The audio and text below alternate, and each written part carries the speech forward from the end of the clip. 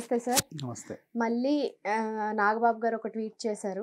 మీ మూలాలను మర్చిపోతే మీకే ప్రమాదం. ఇది సరిదిద్దుకోండి అని చెప్పేసి ఆయన చేశారు. అంటే మళ్ళీ స్టార్ట్ చేశారన్నట్ట ఈ వార్ అనేది. నిజంగా చెప్పాలంటే మళ్ళీ స్టార్ట్ చేశాడనే బదులు ఈయన పెట్టిన పెంటేగా.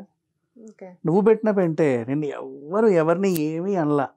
అసలు అల్లు అర్జున్ మీదకి ఈ జనాభాని, ఈ సంతనంతా, ఈ మందనంతా ఎగదొబ్బిందే నువ్వు. మనోడు కాదురా పగోడు వాడు అని చెప్పేసి పోమంటే వీళ్ళందరూ కై కై కై అనుకుంటూ వెళ్ళిపోయారు మీదికి. ఇక్కడ దాకా పుష్పని నాశనం చేస్తాం, పాడు చేస్తాం, అది చేస్తాం, ఇది చేస్తామని ఈ రోజు దాకా వచ్చింది. ఇప్పుడు మళ్ళీ ఈ ట్వీట్, నువ్వు ఈరోజు ఏం చేసావు? ట్వీట్ కాదు, అది ఎమోషనల్ బ్లాక్మెయిల్. నువ్వు అక్కడ ఇదేంటి, నిన్ను చెప్పుడు మార్గంలో వెళ్ళమంటే నువ్వు తప్పుడు మార్గంలో వెళ్తున్నావు. తప్పుడు మార్గంలో వెళ్ళావనుకో నువ్వు మూలాలు కూడా కోల్పోవాల్సి వస్తుంది అని చెప్పి భయపెట్టాడు. చెప్పుడు మార్గం ఏంటి? నువ్వు చెప్పట్లా, వెళ్ళిన ప్రతి చోట చెప్పాలి. మా తాత, మా బాబాయ్, మా పిన్ని, మా అక్క, మా తమ్ముడు చెప్పాలి.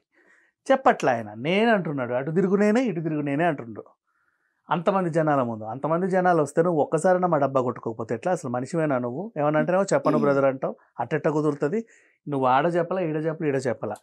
ఈ రోజు ఉందిగా ఈవెంట్, ఈ రోజైనా నువ్వు చెప్పు. ఈ రోజు కనుక నువ్వు నా పేరు చెప్పలేదో ఇంకోసారి నేను మీ ఇంటికి రాను, నువ్వు మా ఇంటికి రావద్దు పో అని చెప్పేసి ఆ ట్వీట్ పెట్టాడు. ఇది ఓవరాల్గా జరిగింది. ఇంతే, ఎమోషనల్ బ్లాక్మెయిల్. అడిగేదేదో ఆ రిక్వెస్ట్ గానీ అదేదైనా సలహా ఇవ్వడం గానీ డైరెక్ట్ గా ఆయనకే చెప్పొచ్చు కదా. చెప్పి చావచ్చు కదా.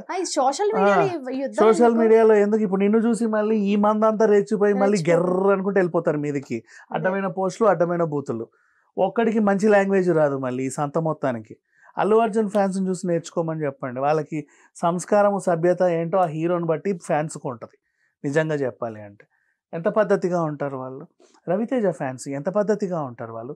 రవితేజ ఫ్యాన్స్ తెలుసా ఎంత బంగారం అంటే, ప్రామిస్ చెప్తున్నా. మొన్న రానా ఇట్లా అన్నాడు, అట్లా అన్నాడు అని చెప్పి అందరు నెగిటివ్ ట్రోల్ చేశాడు కదా, ఆ హరిశంకర్ని ఇమిటేట్ చేశారని.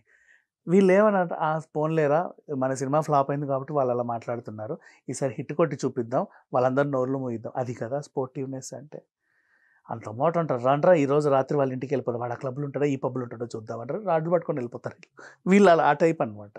ఉండొద్దు సరే. అండ్ వీళ్ళని రెచ్చగొట్టడానికి ఈయన ఒకడు ఉంటాడు, రింగ్ మాస్టర్. అయ్యేమో కై కై కై అంటూ ఉంటుంది, ఈయన ఆడిస్తూ ఉంటాడు. ఎక్కడి మనుషులో ఏంటో అర్థం కాదు.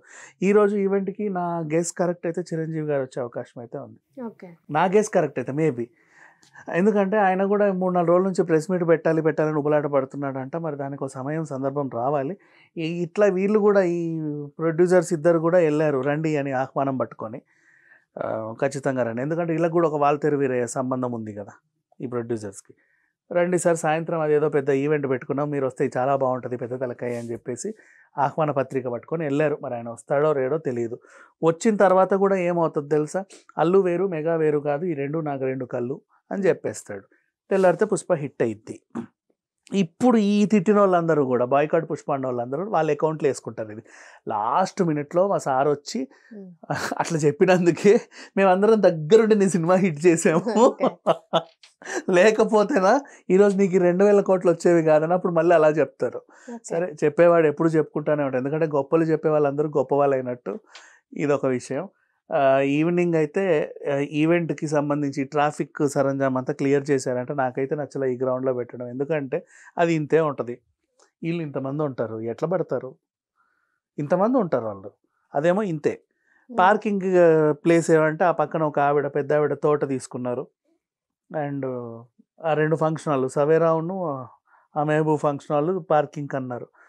ఇప్పుడు ఫంక్షన్ హాల్ పార్కింగ్ అయినా సరిపోద్ది, ఎందుకంటే నువ్వు వచ్చావు, నువ్వు తినిపోయాక నేను వస్తా. ఫ్లోటింగ్ పార్కింగ్ ఉంటుంది.